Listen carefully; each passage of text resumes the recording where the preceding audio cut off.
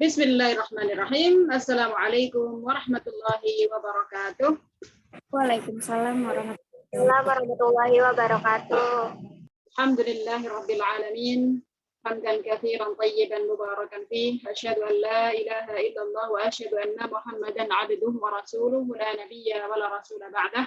Allahumma salli wa sallim wa barik ala Muhammadin wa ala alihi wa ashabihi wa man tabi'ahum bi ihsanin ila yaumil qiyamah. Amma ba'd. Alhamdulillahirabbil alamin. Puji syukur kehadirat Allah Subhanahu wa taala pada kesempatan sore hari ini ya, menjelang malam, Allah masih memberi kita semuanya kesempatan ya, nikmat sehat, nikmat kesempatan yang mudah-mudahan insya Allah dinilai pahala oleh Allah ya, karena kita gunakan untuk talabul ilmi dalam rangka beribadah kepada Allah Subhanahu wa taala. Karena menuntut ilmu itu adalah jalan ya, di mana disebutkan dalam satu hadis itu adalah jalan pintas ya, jalan yang bisa menuntun kita pada surga Allah Subhanahu wa taala, dan bahkan itu adalah jalan yang paling mudah ya enggak. Selain juga dengan kita berilmu ya, itu akan mengangkat kebodohan yang ada pada diri kita. Alhamdulillahirabbil alamin. Jakarta Timur hujan dari maghrib tadi ya, menjelang maghrib. Mudah-mudahan hujan yang nafi'an ya, sayyiban nafi'an. Amin ya rabbal alamin. Salawat serta salam senantiasa kita haturkan ya, kita berikan kepada junjungan kita Nabi Muhammad sallallahu alaihi wasallam. Mudah-mudahan kelak di hari kiamat kita diakui sebagai umatnya, yang kemudian kita mendapatkan syafaat dari beliau. Amin ya rabbal alamin. Alhamdulillah, pada malam hari ini kita akan melanjutkan pembahasan kita ya di kitab Umdatul Mar'ah ya. Ini yang saya pakai adalah syarahnya atau penjelasannya gitu. Dan sudah sampai pada hadis ke 8, 9, dan 10.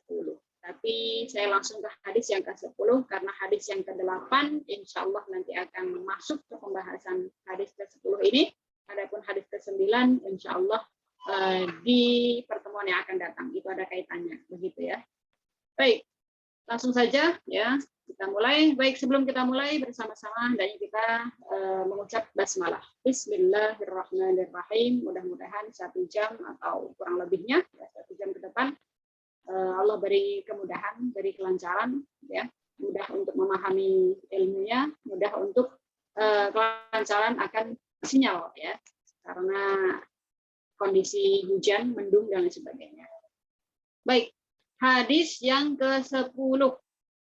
Baik, di sini alhamdulillah sudah hadir, ada akhwat banyak sekali, ibu-ibu, teman-teman semuanya. Saya beri kesempatan untuk satu ukhti ya, saudari saya. Tafadhal, mungkin ada yang ingin membaca hadisnya. Di sini hadisnya sudah berharokat. Ya, saya coba besarkan layarnya agar lebih jelas. Tafadhali, siapa yang ingin membaca hadisnya? Boleh tunjuk tangan atau langsung buka mic-nya, silahkan. Ada yang ingin membacanya? Silahkan. Saya beri kesempatan. Saya coba Ustazah. Tafadhali, Masya Allah. Misri Zubaidah. Alhamdulillah. Bismillah. Hadis yang ke-10 ini ya, yang dicetak tebal. Yang An Abi ya? Betul, An Abi Sa'idin Al-Khudri. Ya, An Abi ya, An Abi Sa'idil Khudri, An Nabiyya qala inna dunya khulwatun khasirah. Khadirah. Dot. Ada titiknya. Khadirah. Inna dunya khulwatun khadirah. Wa inna Allah mustahlifukum fiha fayanzur kaifa ta'malun. Wattaqud dunya wattaqun nas fattaqud dunya wattaqun nasa. Nisa. Nisa. Harokatnya di bawah tasdid. Wattaqud dunya wattaqud nisa. Fa inna awwala fitnati bani Israil kanat fin nasa. Baik, alhamdulillah. Jazakillahu khairan jaza. Syukran katsiran. Siti Subaidah. Alhamdulillah. Bacaan yang mumtaz ya. Jayyidan. Alhamdulillah. Alhamdulillah ya. Hadis yang ke-10 sudah dibacakan ukhtuna ya, saudari kita Siti Subaidah.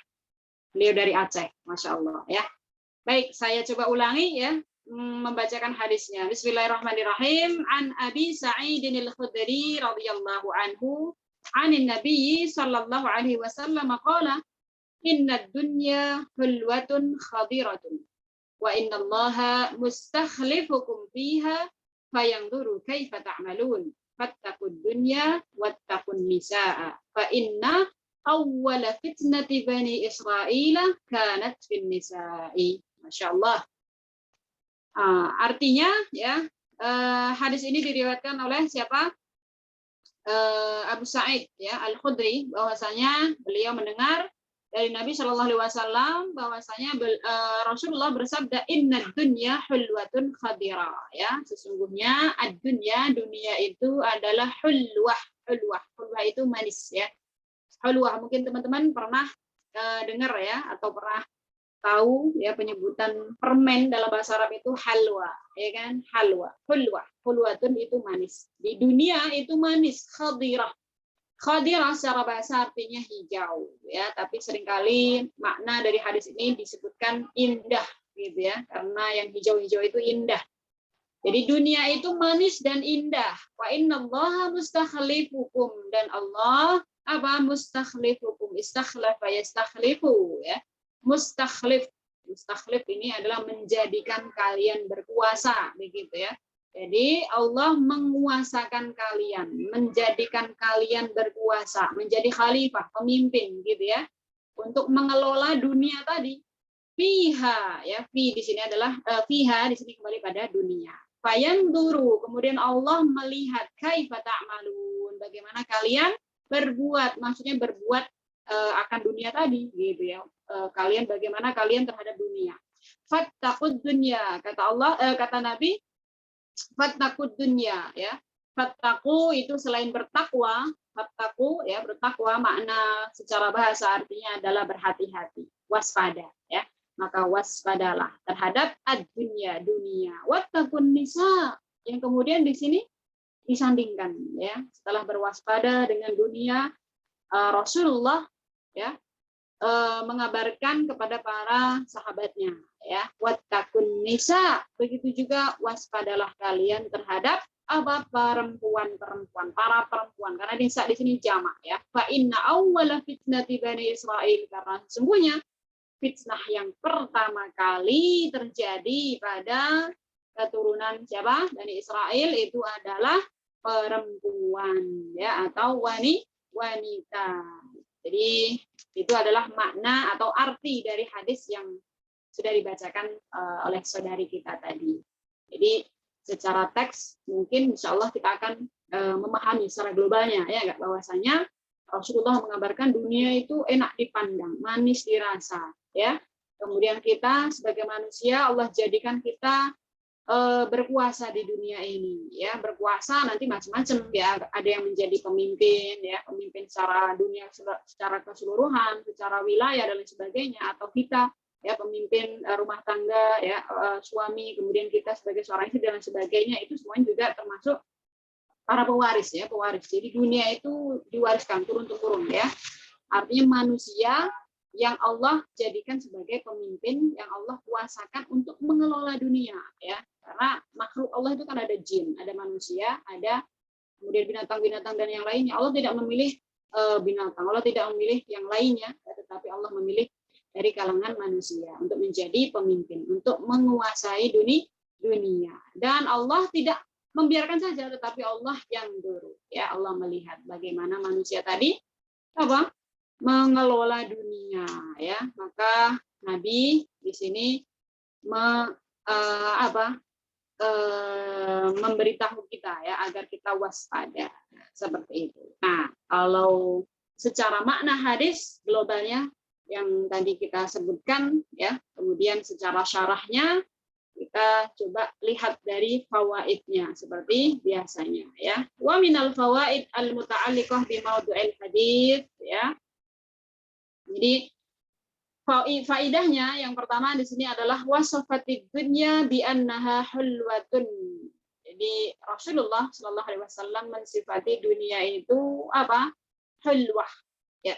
Baik, sebelum masuk ke penjelasan makna dunia ya secara bahasa Arab. Dunia itu berasal dari bahasa Arab ya, ad-dunya, dunia.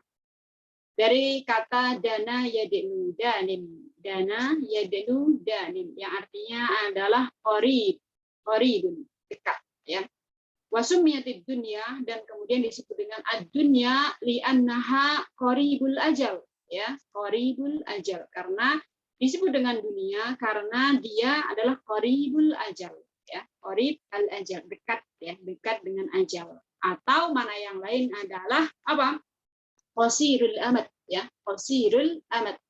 Qasir itu pendek, al amad ya, limit. Jadi waktunya sedikit, artinya hidup di dunia itu hanya sedikit, hanya sebentar ya. Maka kalau dilihat di kamus ya, di Mu'jam al-Ma'ani itu disebutkan qasirul amad, kemudian tasiru bisur'ah, dan dia berjalan dengan sangat cepat, kilat, subhanallah, ad-dunya ya. Dalam makna yang lain dunia juga disebut dengan kata apa? Dana yadnu dunuwan, rendah ya, rendah yang tidak ada harganya, nggak ada nilainya, rendah ya. Itu adalah makna secara bahasa ya. Jadi dari sifat-sifatnya lah ya kemudian dunia itu disebut dengan dunia. Dia itu dekat dengan ajal, dekat dengan kematian. Manusia yang hidup di dunia ya dia hanya sementara, dekat sebetulnya dengan ajalnya. Kemudian qasirul amad, dia sangat sebentar sekali di dunia. Dan kemudian nikmat dunia itu adalah rendah di mata Allah, tidak ada apa-apanya. Kemudian kembali lagi ke faidah ya, wasafatid dunya bi annaha hulwatun khadira, bahwasanya dunia itu adalah manis ya dan indah. Dan di sini semakna dengan ayat ya.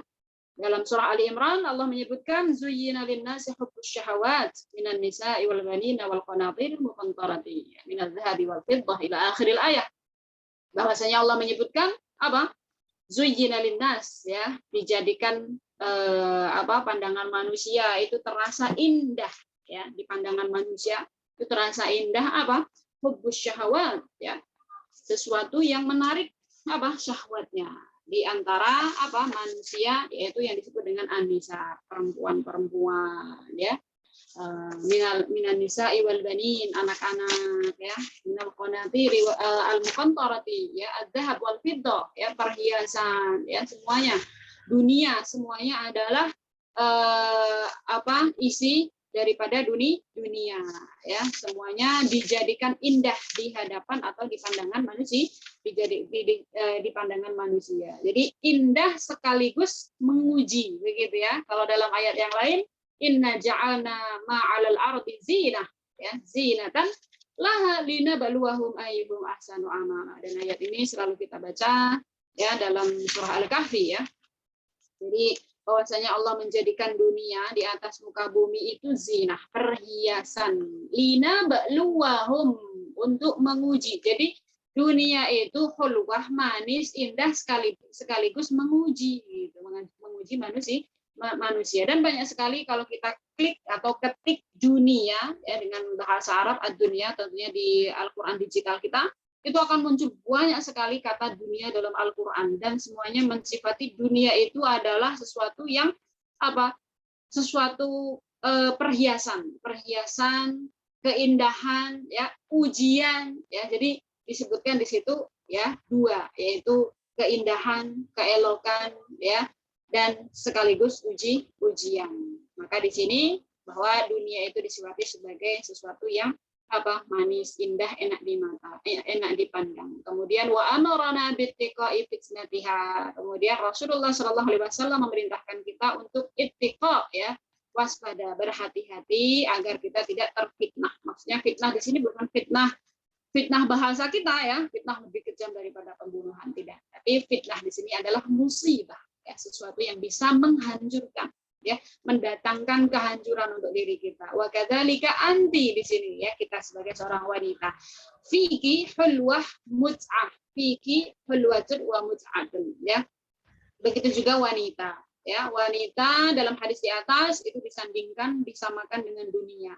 Ya, dunia wanita itu juga manis, mut'ah, ya, sesuatu yang bisa memberikan apa, kenikmatan. Tentunya bagi kaum laki-laki, ya enggak? Fa'amara rijal, ya, kemudian Nabi Shallallahu alaihi wasallam memerintahkan para laki-laki, ya, ar-rijal jamak min rajul, ya. Ar-rijal bittiqa'i fitnatiki, untuk berwaspada dari apa, fitnah daripada perempuan, ya. Nah, kembali ke dunia dulu. Jadi pembahasan kita ini ada dua, ya, dunia dan wanita. Sama-sama dunia punya keindahan, wanita pun juga punya keindahan. Yang keduanya ini masing-masing punya fitnahnya, gitu, ya. Di mana Nabi Shallallahu alaihi wasallam tadi memberikan satu kewaspadaan, ya, kepada umatnya, terutama adalah kaum laki-laki, ya, yang bersumber dari fitnah fitnah dunia dan wanita tadi. Nah, dunia. Jadi Allah memberikan kemampuan manusia untuk apa? Mengelola dunia tadi. Ya, kalau kita lihat hadisnya tadi, innallaha mustakhlifakum. Ya, Allah telah menjadikan manusia. Artinya Allah memberikan kemampuan kepada manusia untuk mengelola dunia, untuk mengelola apa yang ada di dunia di atasnya, ya, kepemimpinan diserahkan kepada manusia. Maka jika mereka itu mengambilnya sesuai dengan perintah Allah Subhanahu wa taala, ya. Jadi misalnya mereka mengambil yang halal, ya, dari yang haram, ya, kemudian dia meletakkan sesuatu tadi sesuai dengan haknya, misalnya seorang, ya, diamanai menjadi seorang pemimpin, ya, dia termasuk di dalam ayat ini, gitu, di dalam hadis ini, ya, dia diberi Allah kekuasaan, ya, untuk mengatur dunia, menggenggam dunia sesuai dengan wilayahnya tentunya, ya, sesuai dengan wilayahnya. Maka pada saat itu Allah tidak membiarkan dia. Allah melihat bagaimana dia berbuat dengan dunia tadi. Apakah dia berbuat adil, ya, terhadap dunia tadi, maksudnya yang diatur, ya, termasuk di bawahnya adalah rakyatnya, ya, bawahannya dan lain sebagainya. Maka jika dia berbuat adil, mengambil yang haram, kemudian mengambil yang halal, kemudian meletakkan sesuatu sesuai dengan haknya, maka subhanallah semuanya, ya, itu akan menjadi bekal dia untuk menuju alam yang lebih mulia atau tempat yang lebih mulia. Jadi semuanya itu adalah ujian bagi dirinya. Begitu sebaliknya, jika dia, ya, tidak sesuai dengan perintah Allah, dia mengambil yang haram, ya, menzalimi sana sini dan lain sebagainya, maka subhanallah semuanya akan kembali kepada dirinya, dan itu merupakan awal kehancuran dirinya, ya. Mungkin di dunia secara sementara dia menikmatinya, akan tetapi subhanallah, ya, sebetulnya dia telah menghancurkan dirinya sendiri, dan sesuatu tersebut adalah dia telah mengambil satu kehancuran yang begitu luar biasa, gitu, ya. Nah, kalau dalam ayat yang lain disebutkan wa mal hayatud dunya illa mata'ul ghurur, ya, bahwa dunia itu adalah isinya kenikmatan yang gurur, menipu, ya. Jadi kenikmatan yang menipu tentunya adalah bagi orang-orang yang tidak beriman, begitu. Karena bagi orang yang beriman, ya, dunia itu adalah wasilah dirinya untuk sampai pada kampung akhirat. Dalam ayat yang lain juga disebutkan wa mal hayatud dunya illa la'ibun wa lahwun, ya, la'ibun wa lahwun. Jadi bagi kita kaum muslimin, insya Allah, ya, mudah-mudahan, ya, dengan pertolongan Allah Subhanahu wa taala, dengan taufik Allah Subhanahu wa taala, kita tidak termasuk orang-orang yang terfitnah dengan dunia, ya. Saya sedikit menyebutkan ada ayat, ya, yang mencela bagi mereka orang-orang yang mencintai dunia dengan berlebih-lebihan, ya, tidak sewajarnya. Ya, di sini disebutkan, ya, Allah menyebutkan dalam surah An-Nahl, dzalika bi annahum mustahabbu al-hayat ad-dunya 'ala al-akhirah. Mereka mendahulukan kehidupan dunia daripada kehidupan akhirat. Ya, kemudian di akhir ayatnya, ya, bahwasanya Allah tidak akan memberikan hidayah kepada orang-orang kafir. Jadi orang yang mencintai dunia dengan berlebih-lebihan itu disifati seperti orang kafir yang tidak mendapatkan hidayah dari Allah Subhanahu wa taala. Kemudian adapun bagi orang yang beriman, ya, orang yang beriman tentunya tidak sebagaimana yang dilakukan oleh orang-orang kafir. Yang melihat dunia itu hanya sebatas kita mengambil manfaat sebagaimana perintah Allah juga, gitu ya, dalam ayatnya bahwasanya khud min wala tansa nasibaka fid dunya, gitu ya, ayatnya bahwasanya kita ini diperintahkan juga agar tidak lupa kita mengambil satu bagian di dunia agar kita ini tidak terlunta-lunta di dunia yang kemudian kita tidak bisa beribadah kepada Allah Subhanahu wa taala. Jadi di dunia ini meskipun dunia tadi adalah satu kenikmatan dan ujian, maka bukan berarti kita tidak boleh menikmati dunia tersebut, gitu ya, menikmati yang Allah berikan kepada kita, akan tetapi ya sewajarnya sesuai dengan perintah Allah Subhanahu wa taala, mengambil dunia untuk beribadah kepada Allah Subhanahu wa taala, ya. Nah, kembali kepada faedah yang di sini, yang kedua adalah anna fitnatal mar'ati qad tuaddi ila halakil mujtama id lam tattaqillaha ta'ala. Nah, kalau di faedah di sini, ya, akan dibahas tentang fitnah wanita, gitu ya. Jadi di poin yang pertama tadi insya Allah sudah cukup jelas bahwasanya dunia, ya, sebagaimana kaum terdahulu, ya, sebagaimana Qarun, ya, di antara kisah yang paling masyhur, ya, dia adalah orang yang dekat nasabnya dengan siapa? Nabi Musa sebetulnya, ya. Disebutkan bahwasanya dia ini masih ada kerabat dengan Nabi Musa, ya. Dia terperdaya oleh dunia, di mana yang sebelumnya dia itu Allah takdirkan dia sebagai orang yang fakir, miskin, tak punya apa-apa. Kemudian dia minta kepada Nabi Musa untuk berdoa, untuk mendoakan dirinya agar dimudahkan untuk hidup di dunia. Sekedarnya awalnya seperti itu, tapi ya subhanallah, Allah mulai mengujinya. Ya, Allah berikan dia, Allah titipkan dia harta yang melimpah, yang kemudian ya dia terlena dari beribadah, ya. Dan Nabi Musa pun mulai mengingatkan, ya, beserta pengikutnya mengingatkan dia agar membayar zakat, dia bersedekah dan lain sebagainya. Namun ya peringatan-peringatan itu tidak diindahkan, yang kemudian Allah pun mengazabnya, ya, dia ditenggelamkan bersama harta bendanya. Yang kemudian saat ini, ya, jika seseorang menemukan sesuatu dia bilang harta karun, gitu ya. Nah, ini sebetulnya asal muasalnya, walaupun mungkin itu adalah harta nenek moyang dia, gitu ya, harta bapaknya, hartanya siapa, gitu ya, bukan hartanya Qarun, begitu. Nah, adapun bagi kaum muslimin, ya, insya Allah kita semuanya tidak sebagaimana yang disebutkan, ya, atau yang dikisahkan dalam ayat-ayat atau kisah-kisah, ya. Insya Allah, ya, sebagaimana yang disebutkan dalam ayat, ya, kita sebagai seorang mukmin hendaknya kita mengambil dunia itu sewajarnya, yaitu sebagai wasilah kita untuk beribadah kepada Allah Subhanahu wa taala, ya, sebagaimana doa kita yang setiap hari kita panjatkan insya Allah, yaitu apa? Rabbana atina fid dunya hasanah wa fil akhirati hasanah wa qina adzabannar, ya.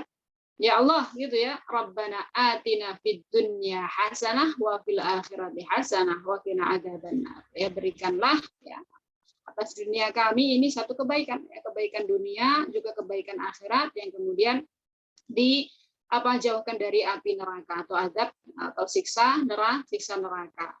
Ayat ini, ya, ini doa yang ada dalam surah Al-Baqarah, artinya ayat dari ayat Al-Qur'an mengajarkan kepada kita untuk mengambil dunia itu satu kebaikan, ya. Jadi dunia itu bukan semuanya itu sesuatu yang rendah, sesuatu semuanya tidak ada nilainya, tapi ada kebaikannya, ya. Ambillah dunia itu sesuatu yang baik-baik saja. Kemudian kenapa di sini di dalam doa ini disebutkan dunia dulu, gitu ya, Rabbana atina fid dunya hasanah wa fil akhirati hasanah, baru kemudian akhirat.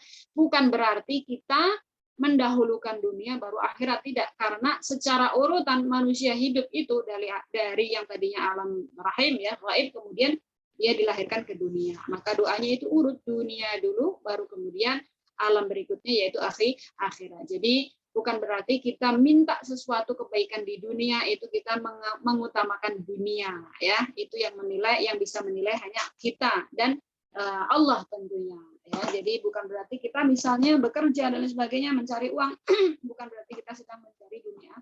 Maka beribadah, bekerja, niatkan ibadah kepada Allah Subhanahu wa Ta'ala. Apapun aktivitasnya, kita niatkan ibadah kepada Allah Subhanahu wa Ta'ala. Kemudian dalam doa yang lain, ya, kita juga menyebutkan ya Allahumma la taj'al akbara hammina, ya Allahumma la taj'alid dunya akbara hammina.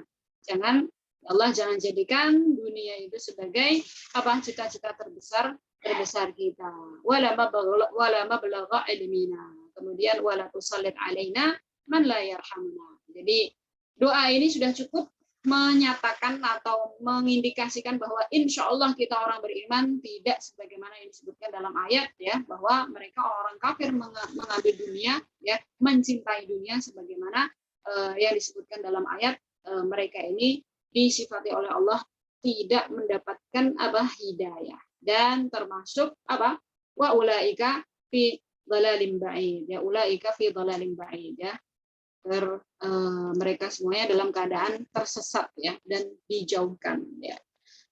Baik, yang kedua, faedah yang kedua di sini disebutkan adalah anna fitnatul mar'ati qad tuaddi ila halakil mujtama'. Baik, setelah kita bahas fitnah dunia, ya, kemudian kita coba akan masuk pada fitnah wanita. Ya. Fitnah wanita itu juga begitu besar, ya, karena Nabi Shallallahu Alaihi Wasallam menyandingkan di sini fitnah dunia dengan fitnah wanita.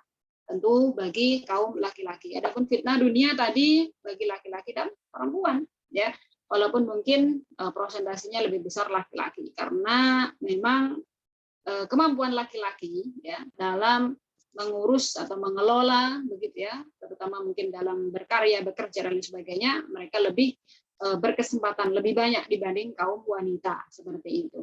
Nah, adapun fitnah wanita di sini, ya, di lawan bicaranya gitu, ya. Rasulullah SAW mengabarkan kepada kaum laki-laki. Jadi fitnah wanita itu adalah bagi kaum laki-laki. Nah, karena di sini kita semua adalah wanita, maka hendaknya kita pun, ya, mengetahui bahwasanya kita ini adalah sumber fitnah. Maka semoga insya Allah dengan kita belajar yang kemudian kita berupaya untuk tidak menimbulkan fitnah tersebut. Karena memang ini adalah hadis yang bersumber dari Nabi Shallallahu Alaihi Wasallam. Jadi sesuatu yang memang akan terjadi dan memang sudah terjadi, ya, dari umat-umat terdahulu, ya, sekarang dan bahkan yang akan datang. Jadi wanita itu adalah sumber fitnah. Tentunya adalah wanita yang tidak beriman kepada Allah, ya.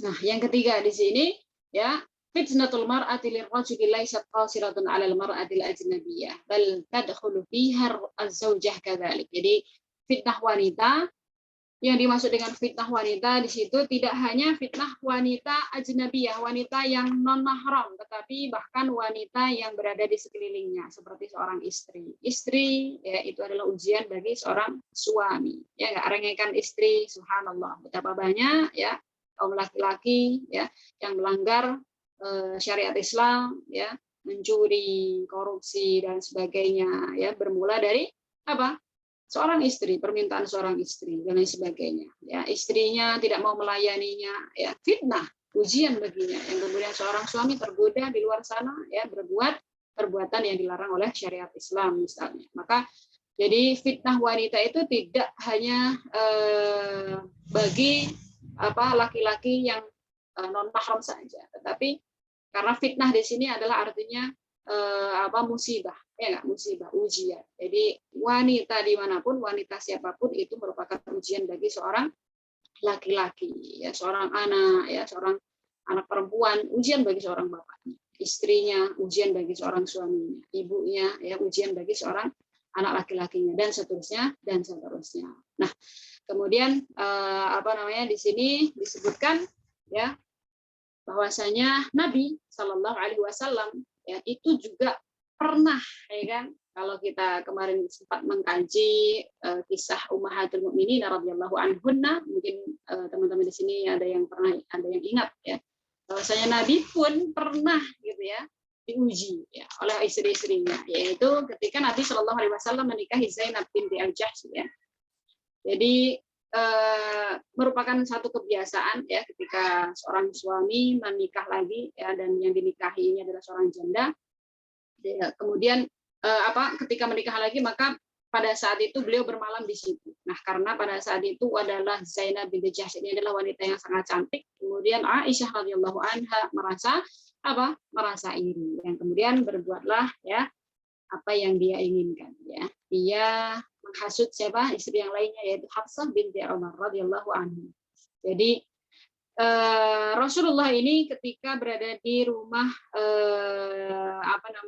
Zainab, beliau mengonsumsi madu.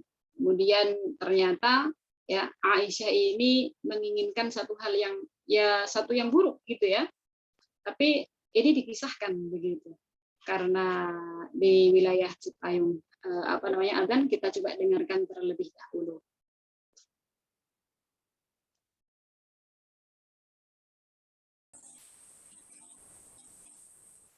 Baik, kita lanjutkan ya. Di sini sudah selesai awalnya, alhamdulillah. Kisah di mana Nabi Shallallahu Alaihi Wasallam terkena fitnah daripada istri-istrinya, yaitu yang bersumber dari Aisyah radhiyallahu anha. Nah, kenapa ini dikisahkan? Ini menunjukkan bahwasanya para istri Nabi Shallallahu Alaihi Wasallam mereka adalah manusia biasa, wanita biasa, ya. Namun yang khusus begitu ya, yang merupakan khususiyahnya Nabi Shallallahu Alaihi Wasallam ketika ada salah gitu ya, langsung ditegur oleh Allah Subhanahu wa Ta'ala. Nah, kisahnya tadi adalah ketika itu Nabi sedang bermalam di rumah Zainab. Kemudian istrinya yaitu Aisyah merasa cemburu. Kemudian beliau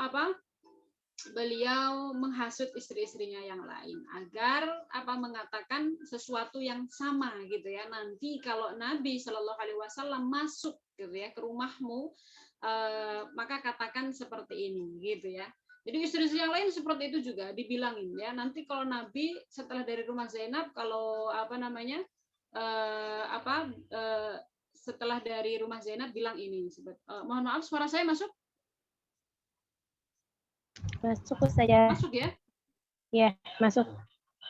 Mudah-mudahan terdengar. Ya.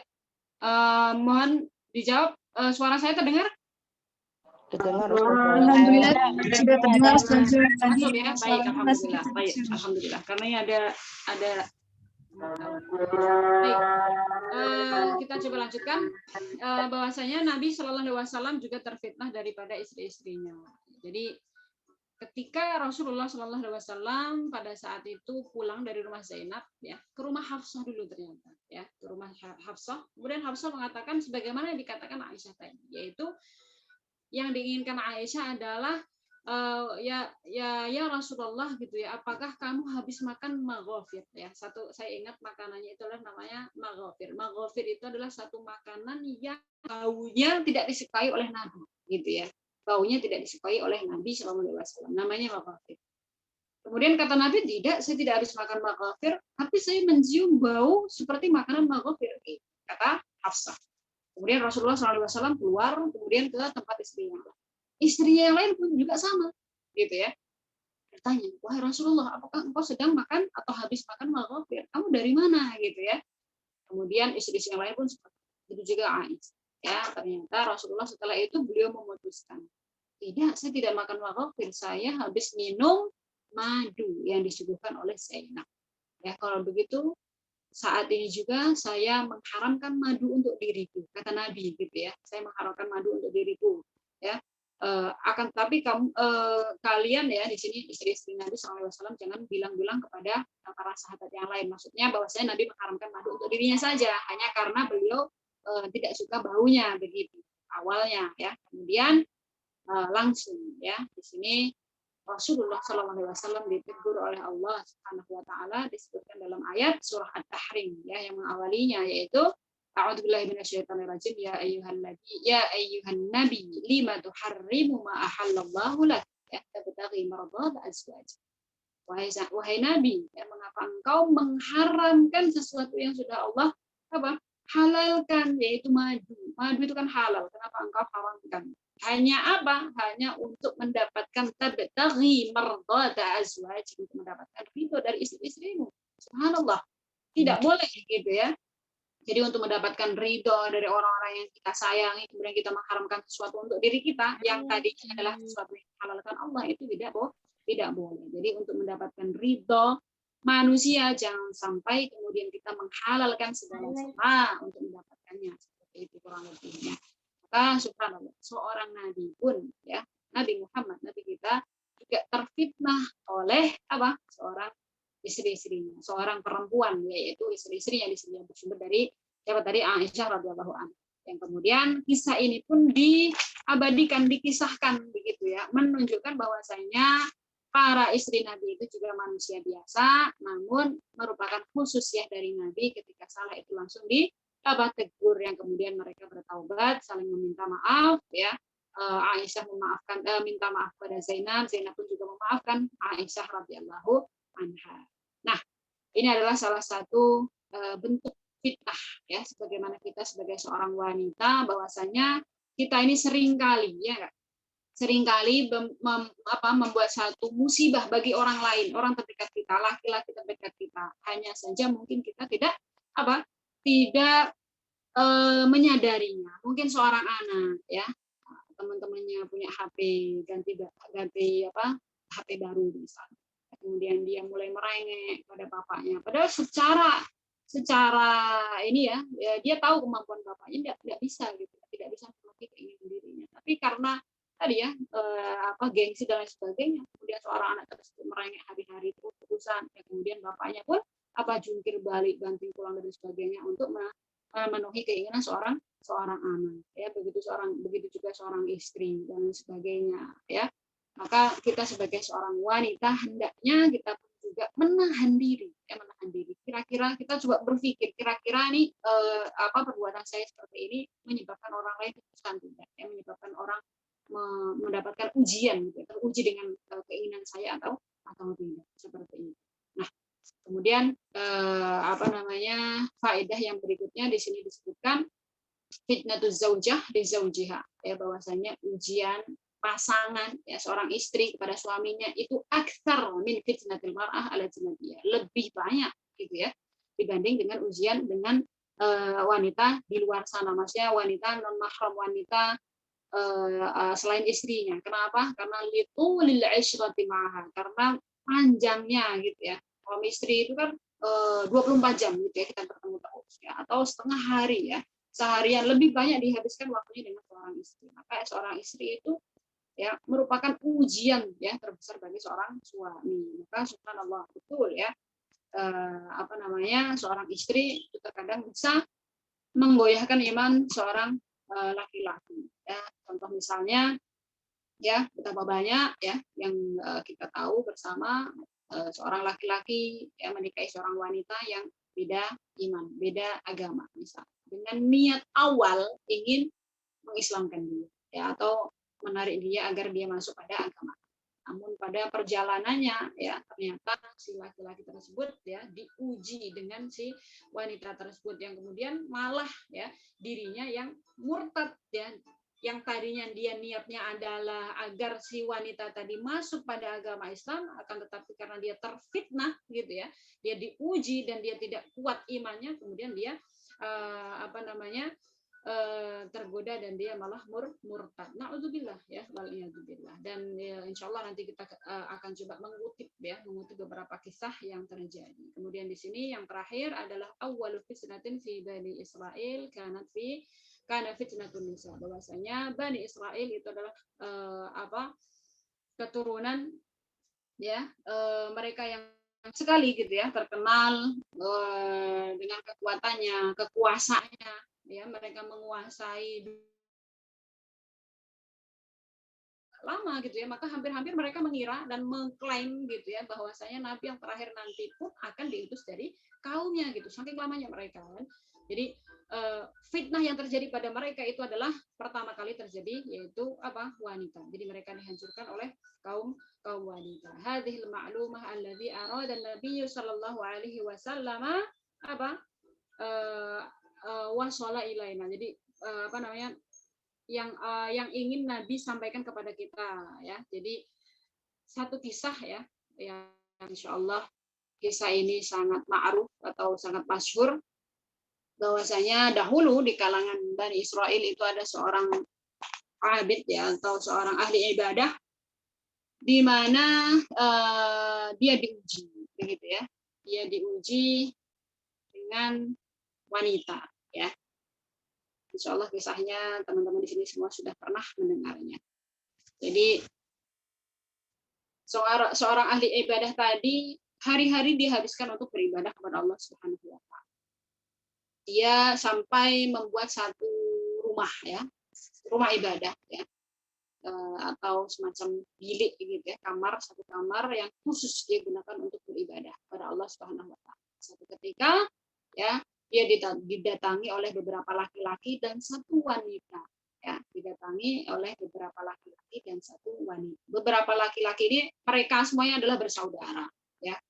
Allahu alam disebutkan ada 3 laki-laki dan 1 perempuan. 3 laki-laki ini semua kakak beradik ya. Adiknya yang paling kecil adalah perempuan. Mereka ingin bersafar ya, karena ada kebutuhan.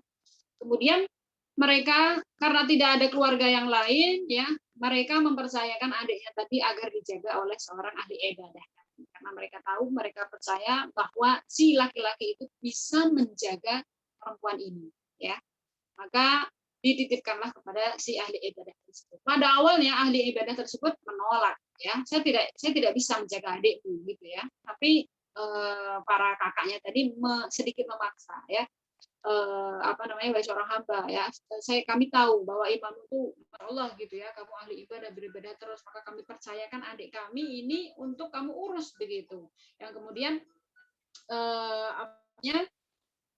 akhirnya seorang ahli ibadah tersebut dengan terpaksa dia menerima permintaan tersebut, yang kemudian ditinggallah si wanita tadi bersama si ahli ibadah tersebut ya.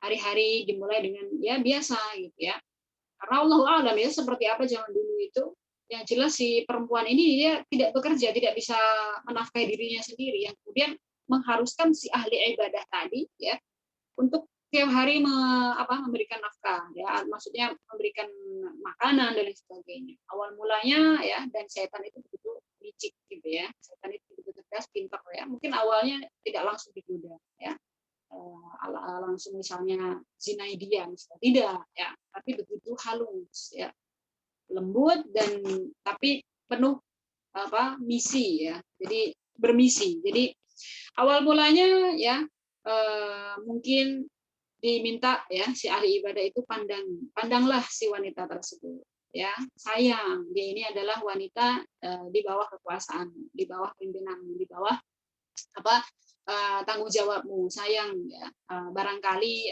kamu tertarik dan sebagainya. Hari berikutnya mulai bicara dia ya, kasihan dia hari-hari sendiri, nggak ada yang ngajak ngomong misalnya, ajak dia bicara, barangkali dia akan lebih nyaman dengan dirimu ya jika kamu mengajak dia bicara dan sebagainya ya. Kemudian setelah itu ya tunggu dia, temani dia dan sebagainya, bisa jadi dia kesepian gitu ya, malam-malamnya dihabiskan dengan kesendiriannya ya, temani dia, setelah temani dia dan sebagainya ya, setan pun bisa menghasut dirinya ya, yang kemudian ya la Allah terjadilah ya apa yang terjadi ya, si laki-laki ini menzinahi wanita tersebut, yang kemudian ya wanita tersebut sampai hamil ya, mengandung dan pada satu kesempatan gitu ya, terdengar kabar bahwasanya si saudara-saudara dari perempuan ini datang ya, yang kemudian si ahli ibadah tadi karena kalut gitu ya, tidak tahu yang menurut pandangan saudaranya tadi, si ahli ibadah tadi dia akan mampu bisa menjaga adiknya gitu ya, tapi ternyata ya dia telah berbuat sesuatu yang sebaliknya, dia kebalikannya, dia menodai kesuciannya dan lain sebagainya ya. Kemudian ya terbesitlah ya, mulai setan masuk ya, karena dia sudah kalap ya, tidak bisa berpikir ya. Kemudian setan-setan ya itu membisikkan dia agar habisi si wanita tersebut ya. Setelah dihabisi, setelah dibunuh, kemudian dikuburkan dan mulai mengarang cerita ya, mulai mengarang cerita.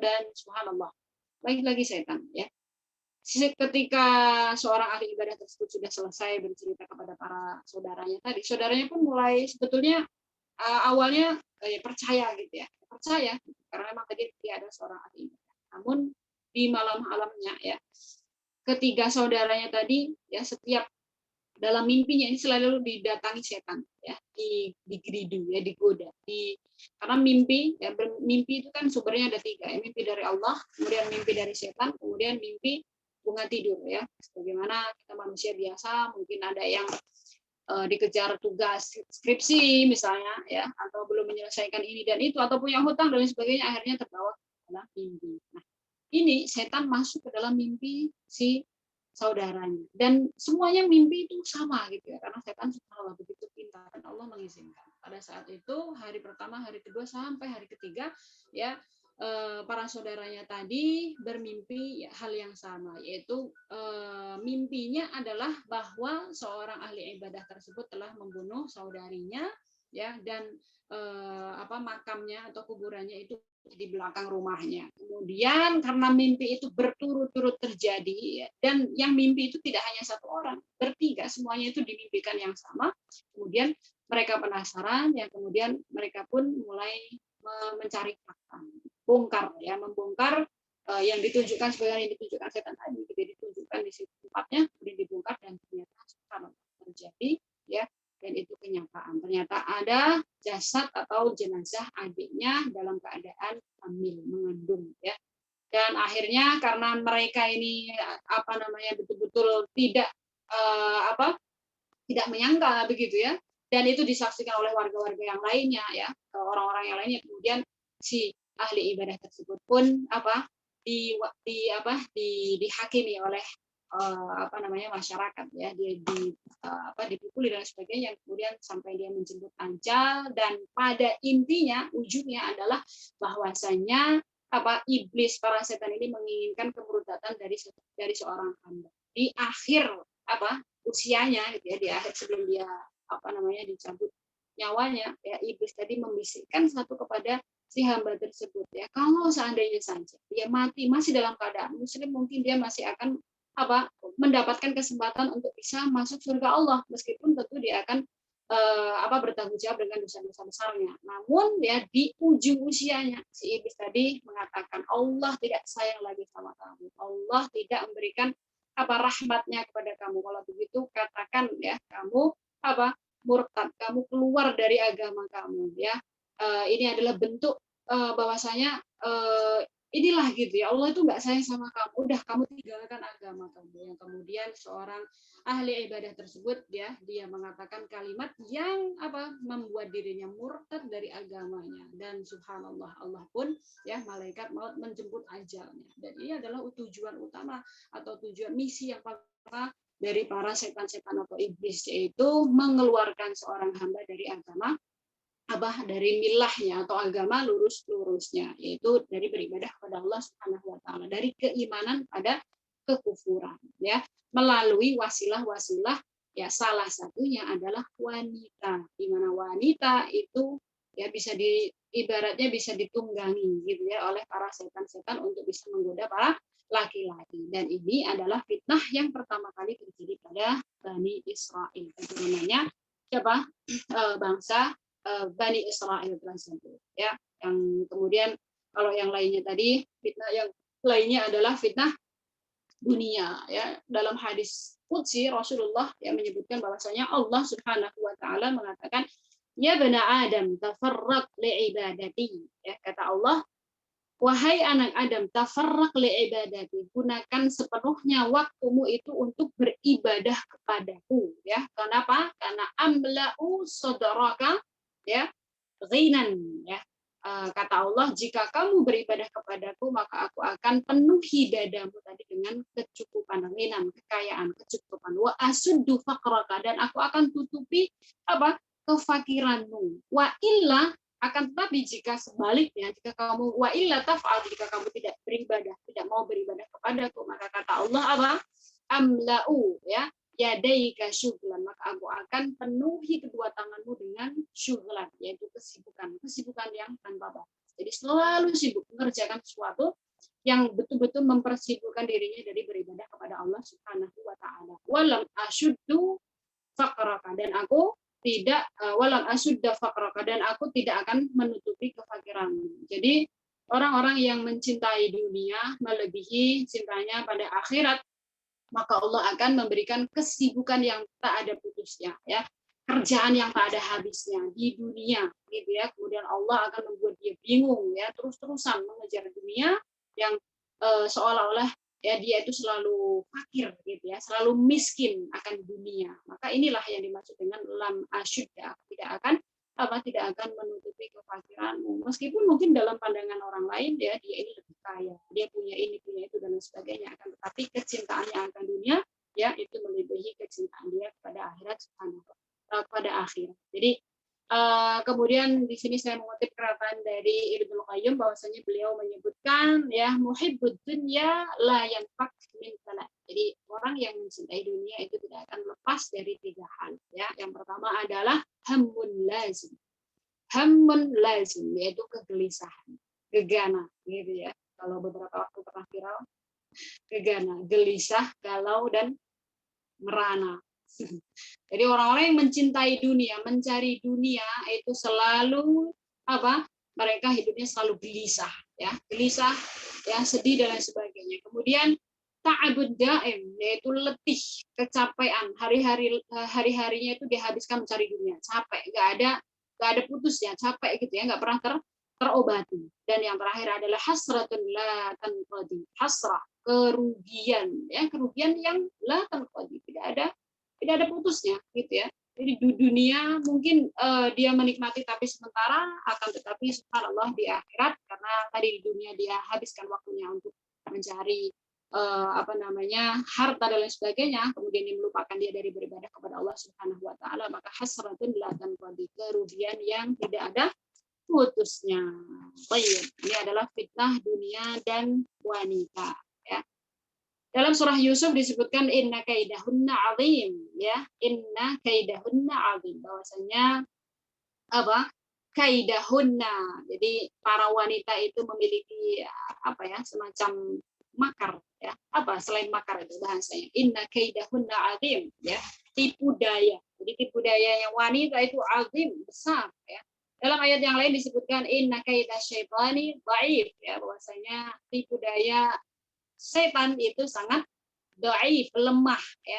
Jadi seolah-olah gitu ya, seolah-olah dari 2 ayat ini kita pahami bahwasanya tipu daya wanita itu lebih besar daripada tipu daya setan. Tapi tidak seperti itu dalam memahami teks ayat. Maksud daripada teks ayat yang pertama dalam surah Yusuf itu menyebutkan bahwasanya ya inna kaidahunna azim, Rasulullah, ya, Rasul, jadi Nabi Yusuf mengatakan bahwasanya hunna ini kembali kepada para wanita-wanita yang ada di kerajaan pada saat itu, bahwasanya tipu dayanya begitu besar, gitu ya. Kemudian Nabi Yusuf ini memilih apa? Asijinu ahabu ilayya, ya, penjara itu lebih baik untuk saat ini, gitu ya. Yang kemudian ketika beliau memilih di penjara, maka Allah gantikan dengan yang lebih baik. Dan ini berlaku hadis apa? Antara kasyai'an lillahi awadahu khairan minhu. Allah akan gantikan yang lebih baik. Jadi ketika meninggalkan sesuatu karena Allah, gitu ya, maka Allah akan gantikan yang lebih baik.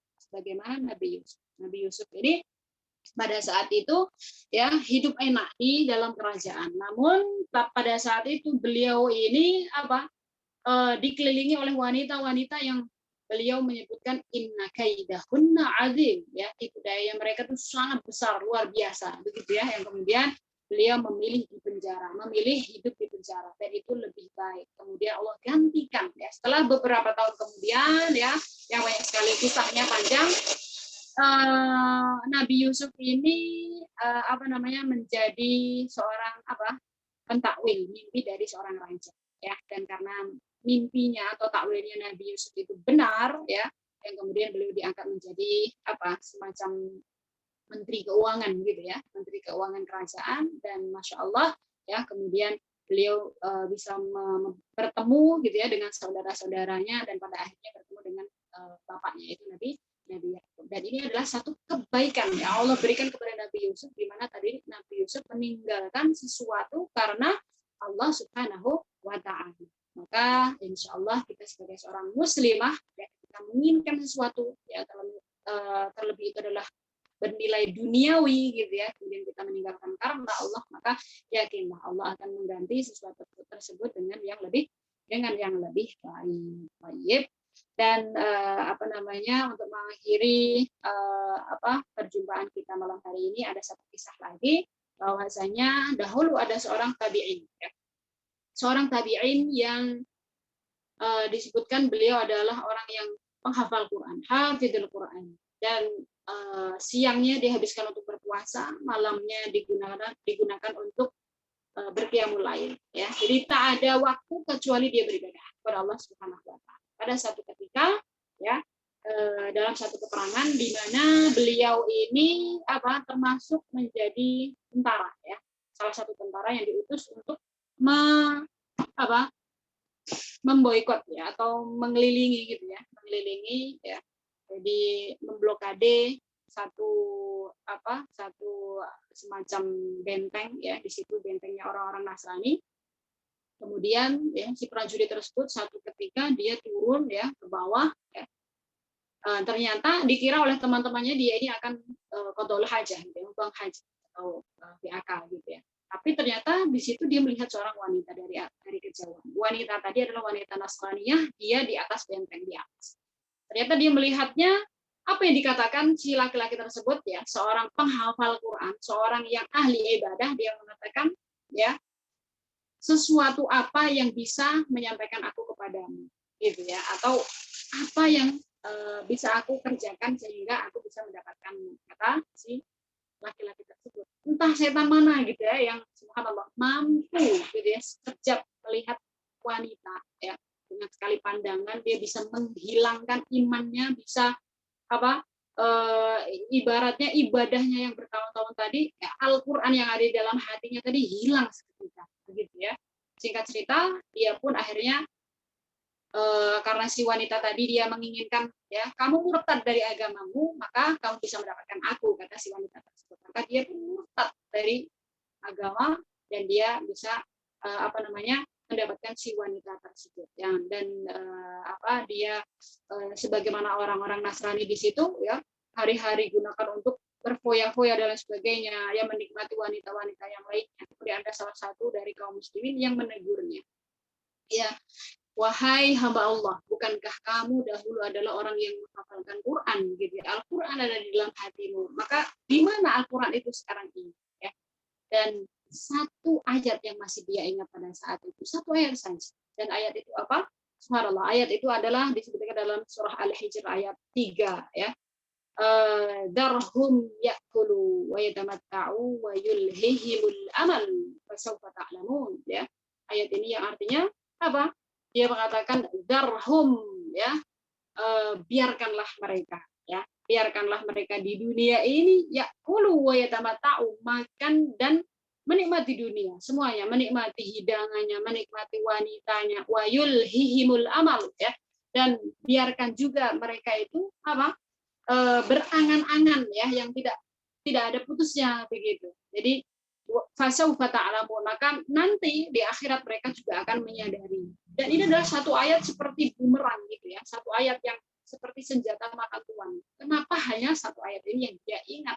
Padahal subhanallah ayat ini sebetulnya akan menjadi hujah alaihi ya, hujah pada dirinya bahwa yang mereka lakukan itu adalah yang disebutkan dalam ayat ini gitu ya. Jadi orang muslim, kaum muslimin tadi berusaha untuk mengingatkan, tapi malah mereka mengatakan darhum ya'kul wa yatamatta'u, biarkan saja, nggak usah dinasihati gitu ya, nggak usah dinasihati, nggak usah diomongin, nggak usah diperingatkan gitu ya. Fasaufa ta'lamun, maka dengan sendirinya mereka kelak di hari akhirat, di akhirat mereka akan menyadari. Subhanallah. Jadi semuanya hidayah itu adalah mutlak milik Allah Subhanahu wa Ta'ala.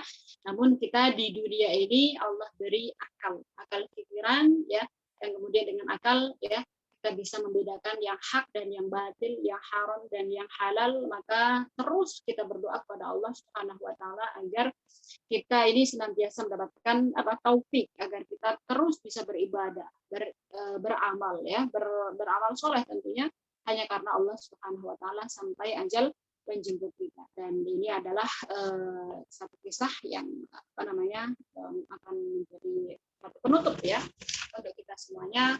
Mudah-mudahan kita termasuk orang-orang yang bisa membedakan ya mana yang hak, mana yang batil, dan mana yang seharusnya kita ambil agar kita tidak termasuk orang-orang yang terfitnah maupun memfitnah, menjadi fitnah ya, menjadi ujian bagi orang lain. Kurang lebihnya seperti itu. Baik. Mungkin kita cukupkan untuk materinya, kita cukupkan. Assalamualaikum warahmatullahi wabarakatuh. Untuk berikutnya kita lanjutkan